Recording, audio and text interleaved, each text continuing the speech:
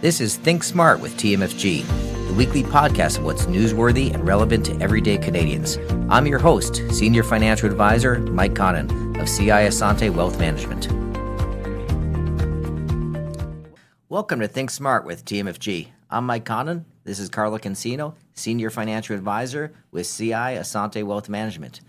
So, Carlo, we plan retirement for a lot of people. And yes. We plan for a lot of couples, but along with couples, we have a lot of people who aren't couples. Right. And it's funny, there's a lot of different things to think about when you're planning for a single person rather than a couple.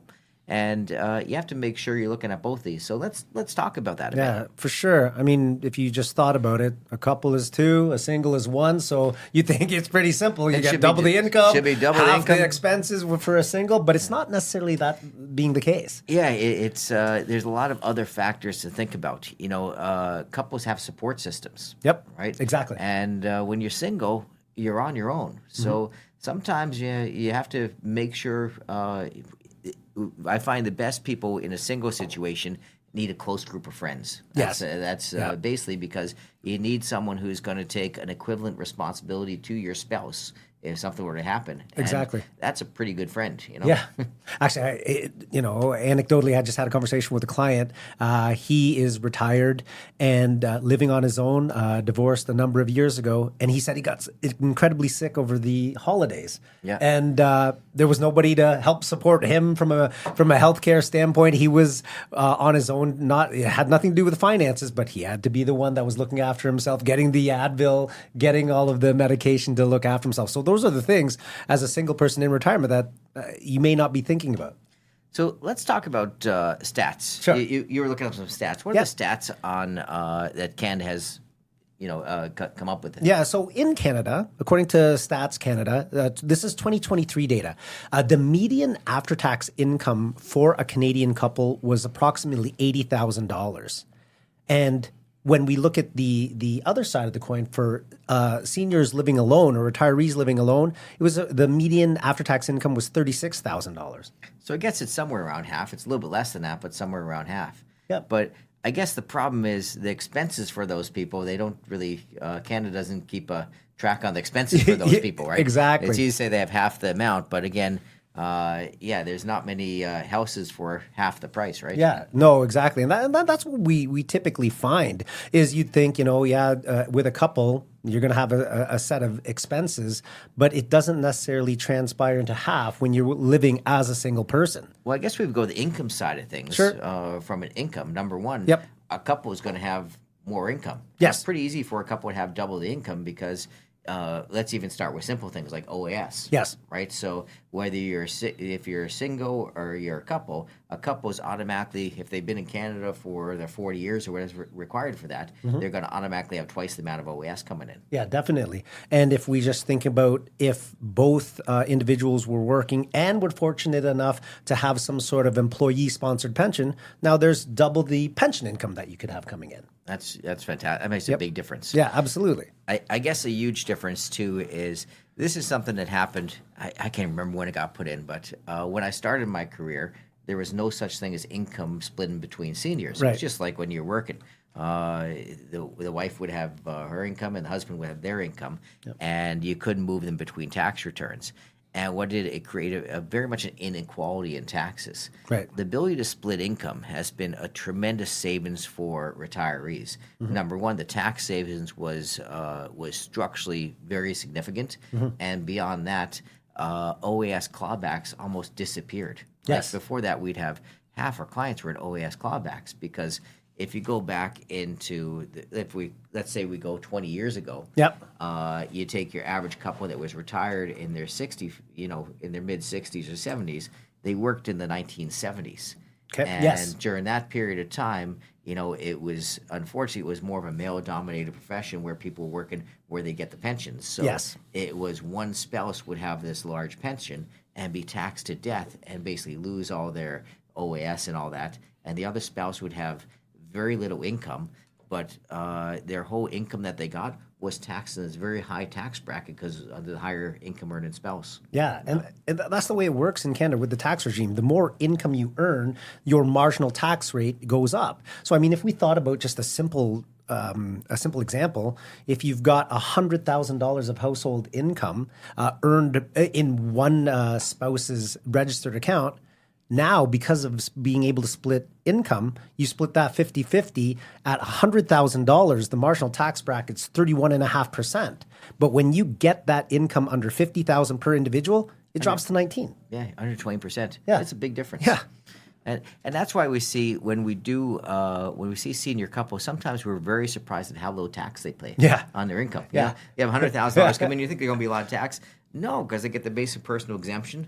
They get their age credits. If they have any medical expenses, some pay very, very little in tax. They'll have $100,000 income split between them, $50,000 each. Your age credit takes your personal exemption is $15,000 that. So now you have $35,000 worth of taxable income at 19%, and then you have all your credits to go on top of that. Yep. It's actually not that bad in that situation. If you're planning carefully enough, you can have a couple. If you're doing the income splitting and you are planning the right types of income sources, you can avoid that old age security clawback quite simply.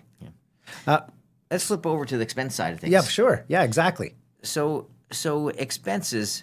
Let's talk about expenses that change and expenses that don't change. Sure. Right. So there are certain things that we know that will change. Obviously, things like food and stuff do become a lot less if you're a single rather than feeding two people. Yes. Things like that will be less money. Doctors' bills will be less money. Sure. Healthcare, in many cases, will be less money. So a lot of things that are individually to that person will be a lot less money. Right. Some things are reduced by a portion, but not full. Like any of our clients that are single, they can tell you about the single subsidy when they travel. Right. Yeah, exactly. So when you travel as one, it's not necessarily one half the price as traveling as two, because you either have to find a roommate that's going to be your best friend along this trip that you can do all these trips with, or if you're going along, they have these single subsidies, and that's a penalty you're going to have to pay for having your own room and taking up that much space. Absolutely. And if you think about housing, if you maintain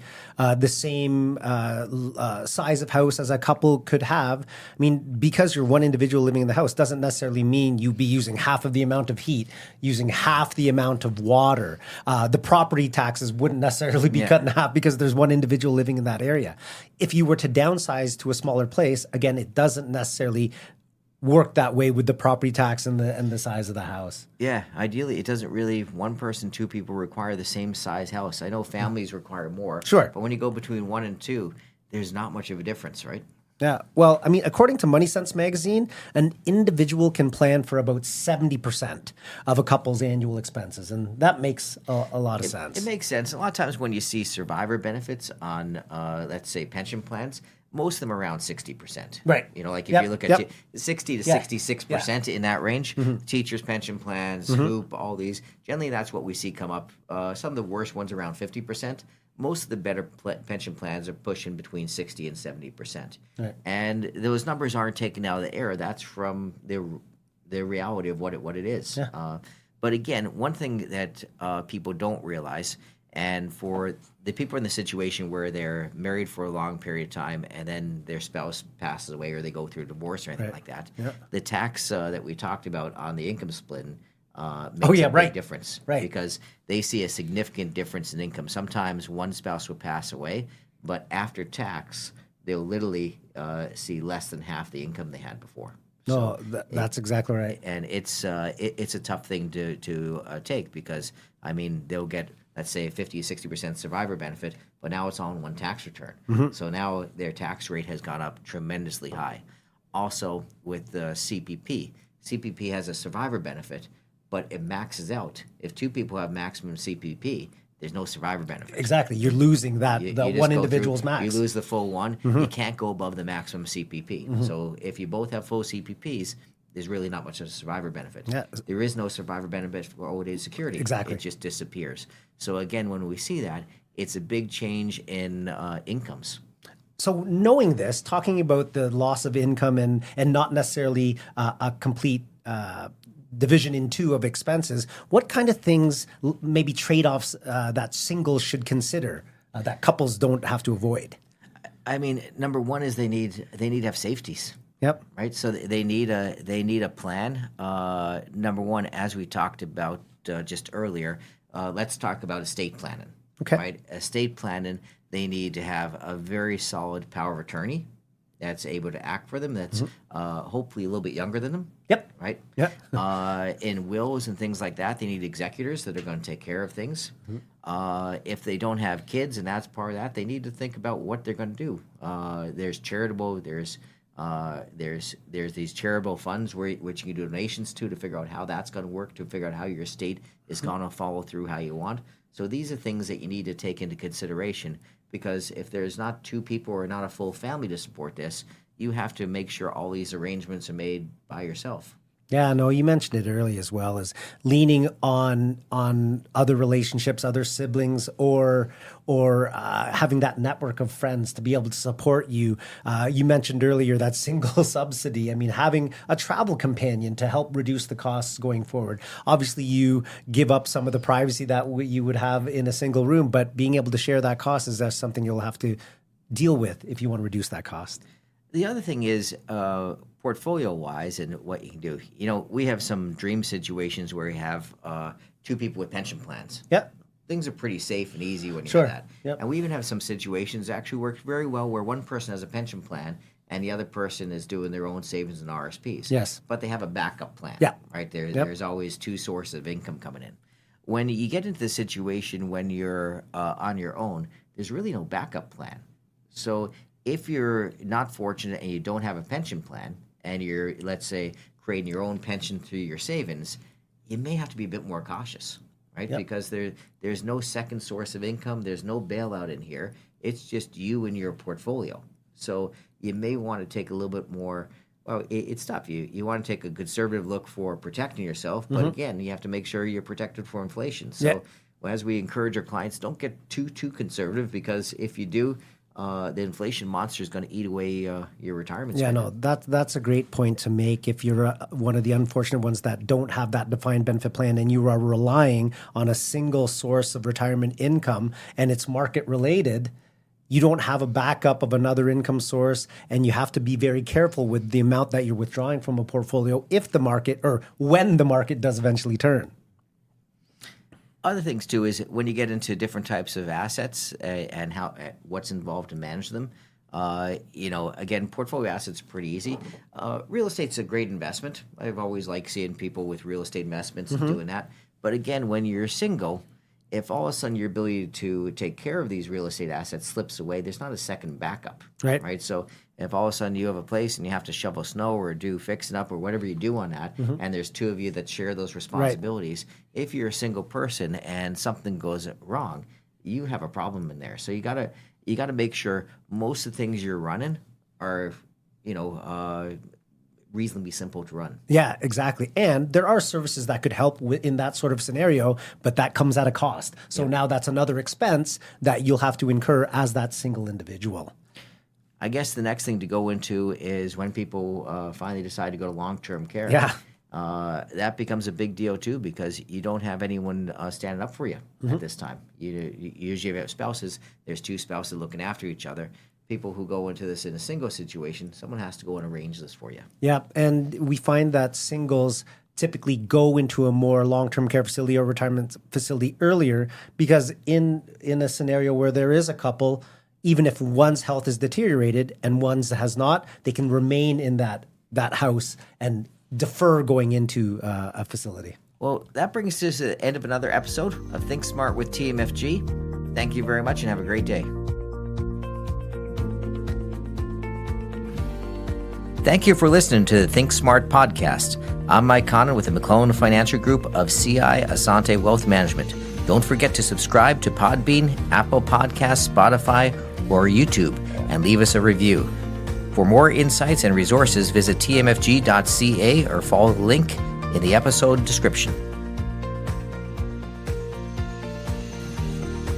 This program was prepared by Michael Connon, who is a senior financial advisor with CI Assante Wealth Management Limited. This is not an official program of CI Assante Wealth Management Limited, and the statements and opinions expressed during this podcast are not necessarily those of CI Assante Wealth Management Limited. CI Assante Wealth Management Limited is a member of the Canadian Investor Protection Fund and the Canadian Investment Regulatory Organization. This show is intended for general information only and may not apply to all listeners or investors. Please obtain professional financial advice or contact me at 905-771-5200 or visit tmfg.ca to discuss your circumstances prior to acting on the information presented.